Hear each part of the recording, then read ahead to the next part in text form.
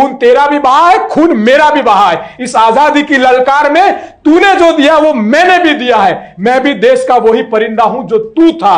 तू भी संविधान से जीता है और मैं भी संविधान से जीता हूं। तिरंगा तेरा भी है और तिरंगा मेरा भी है। खून लाल तेरा भी है और खून लाल मेरा भी है। ગુજરાતની પાયાની સિસ્ટમમાં ગુજરાતના વિકાસ માટે રાત દિવસ મહેનત કરીને એ પરીક્ષા આપે। 240 તમારી આટલી બધી ફર્સ્ટ ક્લાસ સિક્યુરિટી વાળી એકદમ કડક એક્ઝામ, એમાં લેખિતમાં 240 લાવનારો ઇન્ટરવ્યુમાં ડફોડ નીકળ્યો, તો શું તમારી લેખિત પરીક્ષા પાંગળી છે? જાતિવાદના આધારે માર્ક નથી મુકાતા, તો કયા આધારે મુકાય? ભારતનો પટેલ, ભારતનો બ્રાહ્મણ, ભારતનો બન્યા, ભારતનો ક્ષત્રિય, ભારતનો મુસ્લિમ, या ભારતનો ઓબીસી, या ભારતનો એસસી, या ભારતનો એસટી, या ભારતનો ક્રિશ્ચિયન, या ભારતનો શીખ, તો બાપ ભાજપમાં છે એ સિલેક્ટ થશે, ભારતમાં છે એ સિલેક્ટ। અને અમારી જોડે એવા દાખલા છે, એના પણ પુરાવા આવ્યા છે, આવશે બહાર, અમે તમને કહીશું। એવી જ પરીક્ષાઓ એવી જ ઘણી એક બે કોલેજોમાં લેવાય છે અને એમની ભરતી કરી દેવામાં આવી। આ જીપીએસસી માં હું 100% કહું, ચલો હસમુખભાઈ પ્રામાણિક હતા, દાસા સાહેબ પ્રામાણિક, બધું પ્રામાણિક, પણ પ્રામાણિકનું સર્ટિફિકેટ શું? કે ભાઈ સરકાર તમે આટલા વર્ષોથી જો કદાચ તમારા ઓળખીતા પાડકીતા તમે લગાડો, પણ સારા લગાડો। કયા એવા સુધારાની તમારા મતે જરૂર છે? જીપીએસસી ની પરીક્ષા પારદર્શિકતાથી લેવાય, એની અંદર આજે સવાલો ઉભા થઈ રહ્યા છે। જે આ ગુજરાતનો વિકાસનું મૂળ પાયો છે એને મજબૂત કરવો જોઈએ, કારણ કે આ ગુજરાત ગાંધી અને સરદારનું છે। વિદ્યાર્થીઓ માનસિક રીતે તણાવમાં, ચિંતામાં અને જાતિવાદી ક્યાંક કટ્ટરતામાં ના જતા રહે એ જવાબ। પીએસસી અને જીપીએસસી ઉપર છેલ્લા કેટલાક દિવસોથી એવા સવાલો ઉભા થઈ રહ્યા છે કે જીપીએસસી ની અંદર જાતિવાદ થાય છે। હવે જીપીએસસી પણ જાતિવાદના આરોપોથી ઘેરાયેલું છે અને તેમના અધ્યક્ષ છે હસમુખ પટેલ। હસમુખ પટેલની એક વિદ્યાર્થીઓમાં એક એવી છાપ છે કે હસમુખ પટેલ જે પરીક્ષાના અધ્યક્ષ હોય, જેમની અંડરમાં કોઈ પરીક્ષાનું આયોજન થતું હોય, એ નિષ્પક્ષ અને પારદર્શિકાથી થતું હોય। પણ છેલ્લા કેટલાક દિવસો થયા જ્યારે યુપીએસસી નું રિઝલ્ટ આવ્યું અને યુપીએસસીના રિઝલ્ટની અંદર જેમને જીપીએસસીની પરીક્ષા આપી હતી અને તેમાં તેમને મૌખિક પરીક્ષાની અંદર ફેલ કરવામાં આવ્યા એવા વિપુલ ચૌધરી નામના વિદ્યાર્થી યુપીએસસીની પરીક્ષામાં એક 323 જેટલા રેન્કથી પાસ કરે છે। ત્યારથી આ મુદ્દો ફરી ગુજરાતની અંદર ચર્ચામાં આવ્યો છે। હવે વાત એ કરવી છે કે શું જીપીએસસી ખરેખર જાતિવાદના આધારે માર્ક મૂકે છે? શું જીપીએસસી ની અંદર જે બેસનારી પેનલ કોઈ ચોક્કસ વ્યક્તિઓના આધારે માર્કની ગણતરી કરી અને પછી વિદ્યાર્થીઓને પાસ કરે છે? શું જીપીએસસી ની અંદર ખરેખર ગરીબ અને મધ્યમ વર્ગમાંથી તૈયારી કરવા ગાંધીનગર જેવા સિટીની અંદર આવતા વિદ્યાર્થીઓ સાથે અન્યાય કરે છે? આવા અનેક સવાલો સાથે આજે ચર્ચા કરવી છે અને આ ચર્ચામાં મારી સાથે એવા અલ્પેશ પુરોહિત જોડાયા છે તે અવારનવાર વિદ્યાર્થીઓના મુદ્દા હોય, કોઈ સામાજિક મુદ્દા હોય, તેને લઈને હંમેશા લડત આપતા રહ્યા છે। ન્યૂઝ રૂમની અંદર તમારું ખૂબ ખૂબ સ્વાગત છે। મારે તો પેલા એ સમજવું છે અલ્પેશભાઈ તમારી પાસેથી કે છેલ્લા કેટલાક દિવસોથી આ જીપીએસસી નો મુદ્દો ચર્ચામાં આવ્યો છે। જીપીએસસી ઉપર એવા આક્ષેપો પણ લાગ્યા કે જીપીએસસી ની અંદર જાતિ જોઈને માર્ક મૂકવામાં આવે છે। ભૂતકાળની અંદર જીપીએસસી ના ઘણા અધ્યક્ષો આવ્યા, બદલાયા, દિનેશ દાસા હોય કે પછી અત્યારના હાલના હસમુખ પટેલ હોય, આ તમામ ઉપર ભૂતકાળની અંદર પણ હાઈકોર્ટ હોય, સુપ્રીમ કોર્ટ હોય, ત્યાં સુધી વિદ્યાર્થીઓ લડત આપી છે, વિદ્યાર્થીઓ તેમના મુદ્દા મૂક્યા છે, પણ હજુ સુધી આ સિસ્ટમની અંદર કેમ કોઈ ફેરફાર નથી આવતો? જીપીએસસી નો મુદ્દો તમે જોયો, હું બહુ સ્પષ્ટ કહીશ કે ગમતા પાર્ટી સિલેક્શન કમિશન, અને જો ગમતા પાર્ટી સિલેક્શન કમિશન ના હોય તો સવાલો પણ ના હોય, એટલે ક્યાંક ને ક્યાંક છે એટલે સવાલો છે। જીપીએસસીમાં પારદર્શકતા છે, તો એ પારદર્શકતા સાબિત કરવા માટે શું હોય? તમે સીધું વિચારો કે પીજી, યુજી, કેજીથી લગાવીને પીજી સુધી આ બધી જગ્યાએ આપણે જોઈએ તો આપણા ગુજરાતમાં એજ્યુકેશન સિસ્ટમમાં એમસીક્યુનું ભારણ 15 કે 20%, 10% છે, જે વિદ્યાર્થીઓ તૈયારી નથી કરી। એ ગુજરાતનો પાયાનો વિદ્યાર્થી કઈ ભરતીમાં? સાંભળજો, સીધી ભરતી। હવે એનો મતલબ સમજાવો, સીધી ભરતી હું બોલું છું તમે સમજો, સીધી એટલે કશું જ વચ્ચે ના આવે, સીધો ભરતી જ થઈ જાય। આ વાક્ય જ એવું છે। એ સીધી ભરતી કરવા માટે 300 માર્ક્સની MCQ વાળી પરીક્ષામાં રાત દિવસ મારા ગામડાનો મધ્યમ વર્ગ વિદ્યાર્થી ગુજરાતની પાયાની સિસ્ટમમાં ગુજરાતના વિકાસ માટે રાત દિવસ મહેનત કરીને એ પરીક્ષા આપે છે. જે પરીક્ષા એ KG થી PG સુધી ગુજરાતમાં ભણ્યો નથી, એટલે તમને સમજી શકો કે કેટલી કઠિન પરિશ્રમ એ કરતો હશે. સરસ કર્યું. હસમુખ પટેલ સાહેબ આયા પછી પેપર નથી ફૂટ્યા. હસમુખ કાકાનો ખૂબ આભાર, સારી કામ. એ એક ચેપ્ટર પતી ગયું. પણ શું એ પ્રામાણિકતાનું સર્ટિફિકેટ છે? તો એ વિદ્યાર્થી પરીક્ષામાં આટલી મહેનત કર્યા પછી, દાખલા તરીકે દાખલો આપું છું કે 240 માર્ક્સ એ પરીક્ષામાં લાવ્યો, એને સરસ રીતે 6 થી ભાગી દેવાના, એક દૂધીને 6 ટુકડા કરી દેવાના, એટલે એના 40 માર્ક્સ થઈ જાય. પછી એ ભાઈ ઇન્ટરવ્યુમાં જાય, પર્સનાલિટી ટેસ્ટમાં. પર્સનાલિટી ટેસ્ટ, એની પર્સનાલિટી જોવાની, પરિણામ માટે ઇન્ટરવ્યુ લેવાનું હોય, નોલેજનું નહીં. નહીતર તો નોલેજ ઇન્ટરવ્યુ હોત. હા, બરાબર. પર્સનાલિટી ઇન્ટરવ્યુ તો એની પર્સનાલિટી જોવાની, કેવો દેખાય, શું હટ્ટો કટ્ટો આપે, ફાઇન ચેક નહીં. એ ટેસ્ટ લે, એમાં એમને ના ગમે, ના પસંદ આવે પર્સનાલિટી એની, એટલે એને 10 માર્ક્સ આપી દેવા. એને 2 થી ભાગી નાખ, 2 ટુકડા કર, એટલે 5 માર્ક્સ થયા. 40 ને 5 કેટલા થયા? 45. એક જણના 60 માર્ક્સ આવે છે લેખિત પરીક્ષામાં, એને 6 થી ભાગો એટલે 10 જ થાય. એ ભાઈ ઇન્ટરવ્યુ જાય છે, ફર્સ્ટ ક્લાસ ચમકતો, એને સીધા 90 આપી દેવા. એને ભાગો, 45 થયા. 45 ને 10 કેટલા થયા? 55. તો પેલો 240 વાળો ઘરે જાય અને આ લેખિતમાં 10 આયલો ક્યાં જાય? નોકરી પર ચડે. હવે તમે મને એવું કહો કે 240 તમારી આટલી બધી ફર્સ્ટ ક્લાસ સિક્યુરિટી વાળી એકદમ કડક એક્ઝામ, એમાં લેખિતમાં 240 લાવનારો ઇન્ટરવ્યુમાં ડફો નીકળ્યો, તો શું તમારી લેખિત પરીક્ષા પાંગળી છે? અને 60 વાળી તમારી જો તમે એવું કહો છો તો ઇન્ટરવ્યુમાં એટલો બધો ફર્સ્ટ ક્લાસ નીકળી ગયો. સાહેબ, આટલું અંતર ના હોય. કોઈ પણ અંતર હોય એ લેખિત અને ઇન્ટરવ્યુમાં 2-5, એટલે આ સીધું દેખાય છે. અને મારું મંતવ્ય છે કે જાતિવાદની તમે વાત કરી, હું એમાં તમને સ્પષ્ટ કહીશ કે રાણાજી હતા, એની પહેલા દિનેશ દાસા હતા, એ પટેલ હતા? એ બ્રાહ્મણ હતા? એ ક્ષત્રિય હતા? અધિકારી જોવો છો, અધિકારી છે. ના, એટલે આપ તો ધારો કે જાતિવાદની વાત આપણે એવું કહીએ હસમુખ પટેલ છે એટલે કરે, તો આની સામે સવાલ, ત્યારે પણ કેસો થયા છે, એ પણ છોકરાઓને અન્યાય થયો છે. ત્યારે તો જાતિવાદ તો અન્યાય થયો તો એમને શું કેવું? તો જાતિવાદના આધારે માર્ક નથી મુકાતા, તો કયા આધારે મુકાય? આમાં 2 છે. તમે સરસ સવાલ પૂછ્યો ને સમજવા જેવો સવાલ છે. ભારત અને ભાજપની લડાઈ છે. અચ્છા. ભાજપનો પટેલ, ભાજપનો બનિયા, ભાજપનો બ્રાહ્મણ, ભાજપનો OBC, ભાજપનો SC, ભાજપનો ST, ભાજપનો માઇનોરિટી, ભાજપનો ક્રિશ્ચન, ભાજપનો શીખ, એટલે સિસ્ટમમાં. અચ્છા. પણ ભારતનો પટેલ, ભારતનો બ્રાહ્મણ, ભારતનો બન્યા, ભારતનો ક્ષત્રિય, ભારતનો મુસ્લિમ, યા ભારતનો OBC, યા ભારતનો SC, યા ભારતનો ST, યા ભારતનો ક્રિશ્ચિયન, યા ભારતનો શીખ, તો ભાજપમાં છે એ સિલેક્ટ થશે, ભારતમાં છે એ સિલેક્ટ. અને આવું તો ઢગલો જગ્યાએ જોવા મળે છે.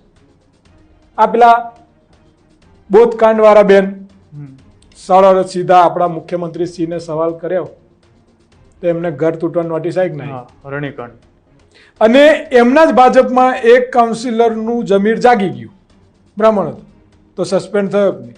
અને ત્યાં બનેલા મહાદેવના મંદિરને હિન્દુ સરકાર તોડવાની નોટિસ આપી, ગેરકાયદેસર. મહાદેવ ગેરકાયદેસર, ભાજપમાં ના હોય તો. નહીં તો ભાજપમાં મહાદેવ હોય તો બલ્લે બલ્લે, ભાજપમાં રામ હોય તો ચાલે, પણ બીજી પાર્ટીમાં રામ ગયા તો એ વિરોધી એમના. એટલે આ પ્રજાએ સમજવું પડશે. આ મને તમે સીધો મારો સવાલ છે કે ચંડોળા તલાવ છે, કેટલા લોકો હતા ત્યાં?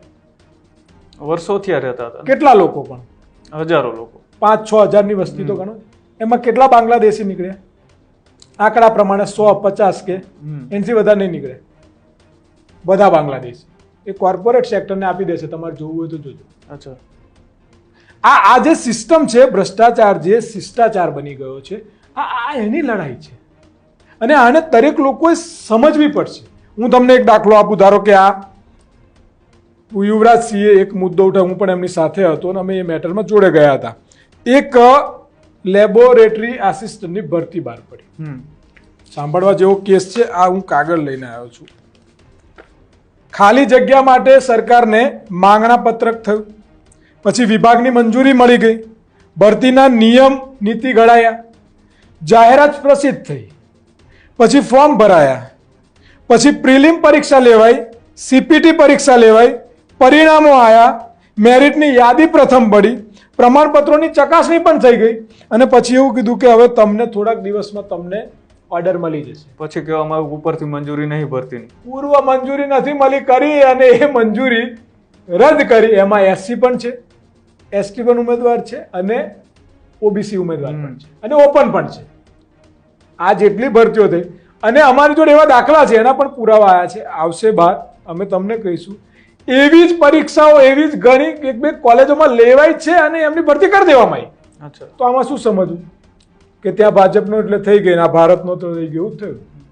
એટલે એવું બી હોઈ શકે કે ભરતી એમને ફરજિયાત બહાર પાડવી એક એના કાનૂનમાં નિયમમાં લખેલું હોય, પણ ભરતી બહાર પાડ્યા પછી કોને લેવા એ તો કોલેજ નક્કી કરતી હોય ને. પણ એટલે મંજૂરી સરકાર તમે આપી દો છો, પછી આ પૂર્વ મંજૂરીનું ગતકડું કયું? હા, અને આટલી બધી પ્રોસેસ કર્યા પછી, પ્રોસેસ થયા પછી. એટલે આ જીપીએસસીમાં હું 100% કહું. ચલો, હસમુખભાઈ પ્રામાણિક હતા, દાસા સાહેબ પ્રામાણિક, બધું પ્રામાણિક, પણ પ્રામાણિકનું સર્ટિફિકેટ શું? પ્રામાણિકનું સર્ટિફિકેટ જાહેર જીવનમાં શું?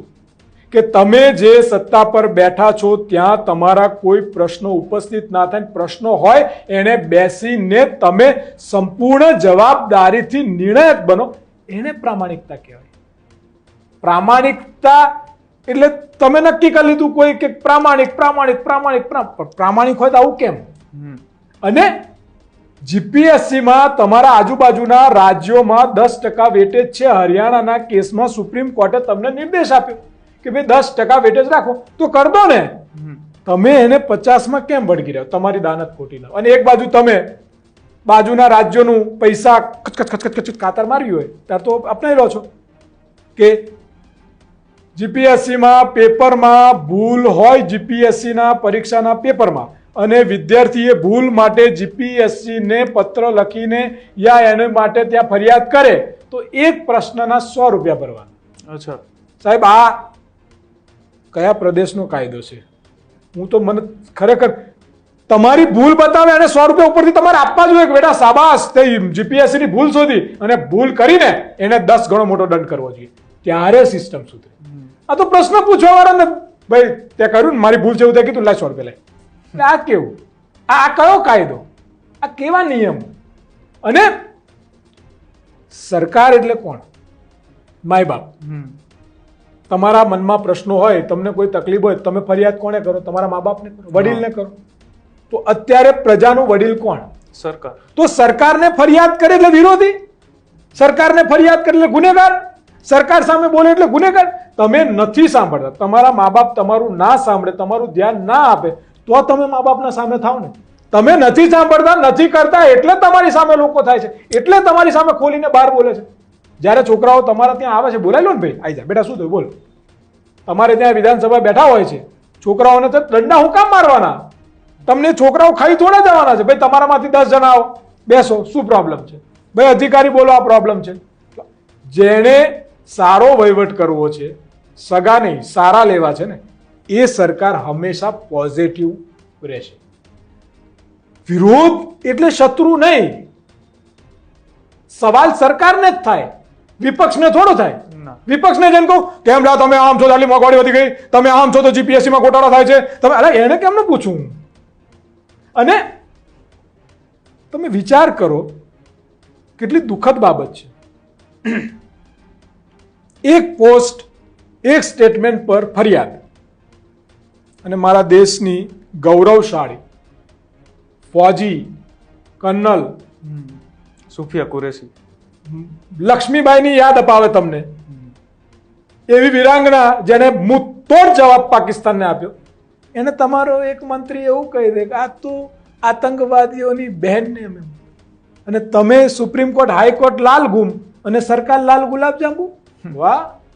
તમારા નેતાઓ સેનાને નતમસ્તક કરી દે નરેન્દ્રભાઈ. આ તમારા અમદાવાદમાં આર્મીના ફોટામાં નરેન્દ્રભાઈના ફોટા મૂક્યા. હું એ ભક્તોને પૂછું છું કે એ 2 મિનિટ આંખ બંધ કરીને જે જનેતાએ એમને જન્મ આપ્યો છે એને એકવાર તો પૂછો કે શું આવો કાંડ વિપક્ષમાં બેઠેલા લોકોએ કર્યો હોત તો તમે થૂ કરત. સેનાના નામે તમે જશ લેવા જાઓ છો, સેનાના નામે તમે ચરી ખાઓ છો, સેનાના નામે તમે સિંહ બન્યા છો. તો આ નરેન્દ્રભાઈ આર્મીના કપડા પહેરીને બોર્ડર પર ગયા હતા. તો સેનાનું પરાક્રમ. એટલે તમે આર્મીની પાછળ સંતાઈને રાજકારણ કરો છો. અને આ બધી ગંભીર બાબતો છે. આ પ્રજાએ સમજવી પડશે. આ સાયકોલોજીકલ, હમણાં કેવી ગેમ રમાય સાયકોલોજીકલ. ઓપન અલગ પક્ષ મૂકે છે, એસટી એસસી અલગ પક્ષ મૂકે છે. હવે એ બેનો ઝઘડો જ નથી. ઝઘડો મૂળ વિદ્યાર્થીઓનો સવાલ સરકાર સામે છે, સિસ્ટમ સામે છે. અને હું એવું કહું છું, ભાજપની 156 સીટ જીતીને આવ્યા અને વધેલી ઘટેલી લૂંટીને લઈ ગયા, કોઈને તોડીને, કોઈને લાલચને, જે પણ કર્યું એટલે 170 ઉપર છે. એમાં શું 75% એસટી એસસી ઓબીસી લોકો નહીં હોય છે જે આ બધામાંથી આવતા હશે સરકારમાં છે? તો ભાઈ તમારા પ્રતિનિધિ કેમ ગુંગા મુંગા બેસી રહ્યા છે? એ 75% કાલ રાજીનામું મૂકે, જો આ અમારા એસટી એસસી ઓબીસી ને તમે આ પ્રમાણે ના આપ્યું તો અમારા રાજીનામા, સરકાર પડી જાય કે ના પડી જાય? આંગળી કરવા કરતા એનો સુધારો સમાજે લાવવો પડશે. જો અન્યાય થાય છે તો તમારા પ્રતિનિધિ છે, સિસ્ટમમાં તમને પ્રતિનિધિ આપ્યા છે, તમારા વિસ્તારના લોકો છે, તો તમે કેમ નહીં એમની સાથે? તમે એમને સવાલ કેમ નથી કરતા? મારા ઘરનો કચરો પહેલા મારે સાફ કરવો પડે, પછી મારા એરિયાની વાત કરાય, પછી મારા ગામની વાત કરાય, પછી મારા શહેરની વાત કરાય, પછી મારા જિલ્લાની વાત કરાય, પછી મારા રાજ્યની વાત કરાય, પછી મારા દેશની વાત કરાય. હું જ ઘેર કચરો અધમણનો ભરી રાખું, પેલો કચરો નહીં, એવું ના હોય. પહેલા આપણો પ્રતિનિધિ નિષ્પક્ષ અને તટસ્થ હોવો જોઈએ, નીડર હોવો જોઈએ, લીડર હોવો જોઈએ. એ જ માઇક આંગલો હોય અને તમે સવાલ કરો, સવાલ કરો, સવાલ કરો. અને હું સ્પષ્ટ કહું છું કે ઝાંસીની રાણી લક્ષ્મીબાઈને યાદ કરીએ તો ટીપુ સુલતાનને ભૂલી ના જવાય, અને ભગતસિંહને યાદ કરીએ ને તો અશફાકુલ્લા ખાનને પણ ના ભૂલી જાય. खून तेरा भी बहा है, खून मेरा भी बहा है. इस आजादी की ललकार में तूने जो दिया वो मैंने भी दिया है. मैं भी देश का वही परिंदा हूं जो तू था. तू भी संविधान से जीता है और मैं भी संविधान से जीता हूं. तिरंगा तेरा भी है और तिरंगा मेरा भी है. खून लाल तेरा भी है और खून लाल मेरा भी है. આ સાચી વાતને સમજવી પડશે. અને એ નહીં સમજે તો શું થશે સાહેબ? આ જીપીએસસી માં તમને હું કહું, આ તમારી છત છે, તમે એના 14ના સળિયાની છત બનાવી, પણ આ તમારા નીચેના પાયા, આ દિવાલો સાગોરની બનાવી હોય તો, ઉધઈ ખાઈ ગયેલી હોય એવી બનાવી હોય તો આ છત રે સાહેબ? આ સીધી ભરતીના 90% આ ગુજરાતની સિસ્ટમમાં એ લોકો આવે છે. તમે એને શું આપવા માંગો છો? એના મનમાં તમે શું આપવા માંગો? શું કાલે કોઈ પ્રોફેસર એની નોકરીમાં જાતિવાદની કટ્ટરતાથી લાગશે? શું લાગવગની કટ્ટરતાથી લાગશે? શું એ મામલતદાર એવી નાની ઓફિસોમાં એ એન્જિનિયરો લાગશે? એ શું જાતિ યા ધર્મના યા પોલિટિકલ માઇન્ડસેટથી લાગશે? તો સિસ્ટમમાં શું થશે? ગૃહયુદ્ધ થશે. એ તો સેટિંગ થી લાગેલો અધિકારી પછી એ અધિકારી બનશે, અધિકારી પછી ત્યાં એ જ રીતનું કામ કરશે. આ ધારો કે તમારે એન્જિનિયર લાગ્યો, પછી તમે એમ કહો કે એક બ્રિજ અમદાવાદમાં બન્યો ને આગળ ક્યાં પૂરો થાય ખબર જ નથી પડતો, તોડવાના કરોડો રૂપિયા, પછી તમે કહો હરની કાંડ થયો, આગ કાંડ થયો. એટલે એવા જ અધિકારી પેદા થાય ને. ભૂલ તમે સિસ્ટમને પ્યોર કરો. અને હું એવું માનું કે તમે સત્તામાં બેઠા છો, તમારા ઓળખીતા લાગતા લગાડો. ચલો હું તો એક સ્ટેપ આગળ જઈને કહું છું કે ભાઈ સરકાર તમે આટલા વર્ષોથી જો કદાચ તમારા ઓળખીતા પાડખીતા તમે લગાડો, પણ સારા લગાડો. સારા તો હોવા જોઈએ ને. તમારી જોડે સારા જ નથી લોકો. એટલે આ બહુ ગંભીર બાબત છે. તાત્કાલિક ધોરણે હું એવું કહું છું કે હસમુખ કાકાએ ન્યુટ્રલી જાતિવાદ છોડ દો, બધી બાબત છોડ દો, કે ભાઈ આપણે આ બાજુના રાજ્યો 10% છે, 10% કરો, અને એ ના કરવા હોય તો તમે સીધું એને કાઢી નાખીને એક્ઝામ પર કરી દો ને. તમારી એક્ઝામ કેટલી સ્ટ્રોંગ છે, કેટલી મજબૂત છે, તમને એની પર વિશ્વાસ કેમ નથી? અને ઇન્ટરવ્યુમાં 4 જણની પેનલ, આરટીઆઈમાં તમે જવાબ આપો છો, ચિઠ્ઠી ઉછાળો, પછી 4 જણા ભેગા થઈને માર્ક્સ મૂકો, તો એમાં ચિઠ્ઠી ક્યાં રહી ને અલગ અલગ માર્ક્સ ક્યાં રહ્યા ને એમાં શું રહ્યું એ તો તમે નક્કી કોણ છો, તારો છે, આ તું લઈ આવું કરો છો. અને પ્રશ્ન ઉઠે તેનો જવાબ તો હોવો જોઈએ. આટલા બધા લોકો કાગળ મૂકે છે, આટલા બધા રિઝલ્ટ મૂકે છે, આટલા બધા, અને શંકા કેમ ના જાય?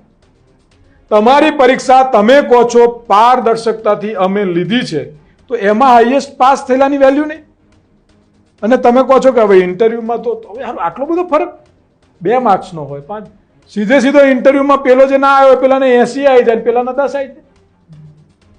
એટલે આ ગંભીર બાબત છે, આને સમજવાની જરૂર છે. અને હું એવું કહું છું કે આ 10% ઇન્ટરવ્યુ જે છે એને લાગુ કરવાની જરૂર છે, અને જીપીએસસીના મૂળ પાયાના હજુ સુધારા કરે. પેપર નથી ફૂટ્યા એ સારી બાબત છે. કયા એવા સુધારાની તમારા મતે જરૂર છે? જીપીએસસી ની પરીક્ષા પારદર્શિકતાથી લેવાય, એની અંદર આજે સવાલો ઉભા થઈ રહ્યા. જો એમાં સૌથી પહેલા તો જે અનામતની જે સુપ્રીમ કોર્ટે વાત કરી છે એનું સંપૂર્ણ રીતે એનું ફોલોઅપ થવું જોઈએ. એના એ પ્રમાણે થાય છે કે નહીં, એક તો પહેલો. અને બીજું જે ઇન્ટરવ્યુ પ્રથા છે, યા તો એને કાઢી નાખો સંપૂર્ણ એક્ઝામ્પલ, યા પછી એને 10% કરો. અને એની અંદર બી તમે જે લો છો તો એ શું, આ ધારો કે પર્સનાલિટી ટેસ્ટની વાત છે, તો એ કઈ કોલેજમાં શીખવાડવામાં આવે છે, કયા કોર્સ વર્કમાં છે, કઈ જગ્યાએ છે, જે ભણ્યો જ નથી ને એની એ પરીક્ષા. તમે કોઈ વિદ્યાર્થીને પૂછો તું કઈ કોલેજમાં પર્સનાલિટી ટેસ્ટ ભણ્યો, પૂછો એમ, તમે ભણ્યા? તો જીપીએસસીમાં જે અલગ અલગ ફિલ્ડના છે કોઈ જગ્યાએ છે ખરું? તમે જે મૂકો છો એ છે ખરું? તમે 100% એમસીક્યુ બેઝ લો, પણ હું એવું કહું છું કે CBCS choice base credit system આવ્યા પછી, હવે તમારી નવી એજ્યુકેશન પોલિસી આવ્યા પછી, તમે KG થી PG સુધી IQ લેવલનું એજ્યુકેશન ફિટ કરો. છોકરાને પહેલેથી જ તમે IQ લેવલ મેન્ટેન કરો, પછી જો સિસ્ટમમાં તમારે મૂળથી જવું પડશે. આ તો તુક્કો આવ્યો અને જ્યારે કંઈક બનાવ્યું ત્યારે ફિટ કરી દીધું, પછી એ થોડા ટાઈમ ચાલ્યું, ના મજા આવી, બીજો તુક્કો આવ્યો તો બીજો ફિટ કરી દીધો. આ હું અને આ રિઝલ્ટમાં મેં જોયું, ઠીક છે કે તમે લિસ્ટ જો તો જે પાર્ટીની વિચારધારા સાથે જે કોમ્યુનિટી વધારે જોડાયું એની વધારે લાગવા તો વધારે લાગે, કોઈ કોમ્યુનિટીની વિચારધારા ઓછી જોડાયેલ ઓછી લાગવા તો ઓછા લાગે. પણ આવો મુદ્દો જ શું કામ ઉઠે? આ ચર્ચા જ શું કામ થાય? તમે હું બેસીને આટલી ચર્ચા પણ શું કામ કરીએ? આ થવી જ ના જોઈએ. ચર્ચા માટે ઘણા બધા મુદ્દા છે, આ ચર્ચા બંધ થવી જોઈએ. આવી ચર્ચા થતી હોય તો સરકારે સિરિયસ થઈને એની પર બેસીને વિચારણા કરવી જોઈએ. તમામ જે આગેવાનો છે એને બેસીને વિચારણા કરવી જોઈએ, અને તાત્કાલિક ધોરણે જીપીએસસી જે ગુજરાતનું સીધી ભરતી 90% જે શરીર છે આ ગુજરાતનું, હૃદય છે આ ગુજરાતનું, જે આ ગુજરાતનો વિકાસનું મૂળ પાયો છે એને મજબૂત કરવો જોઈએ. કારણ કે આ ગુજરાત ગાંધી અને સરદારનું છે. આ ગુજરાત આખા વિશ્વને કંઈક શીખવાડે છે, કંઈક બતાવે છે. એ ગુજરાતમાં જો આપણે આવું જ કરીશું તો આપણે વિશ્વમાં શું બતાવીશું, આપણે આ દેશને શું બતાવીશું? એટલે આ ગંભીર બાબત છે, અને આની પર ખરેખર સરકારે અને તમામે વિચારવું જોઈએ, અને આની ઉપર તાત્કાલિક નિર્ણયો લેવા જોઈએ. વિદ્યાર્થીઓ માનસિક રીતે તણાવમાં, ચિંતામાં અને જાતિવાદી ક્યાંક કટ્ટરતામાં ના જતા રહે એ જવાબદારી સરકારની છે. સારી વ્યવસ્થા અને સારી પરીક્ષા લેવાની. બાકી આ જ કરશે તો એનું પરિણામ પણ આવું જ રહેશે, અને એ પરિણામ આવનાર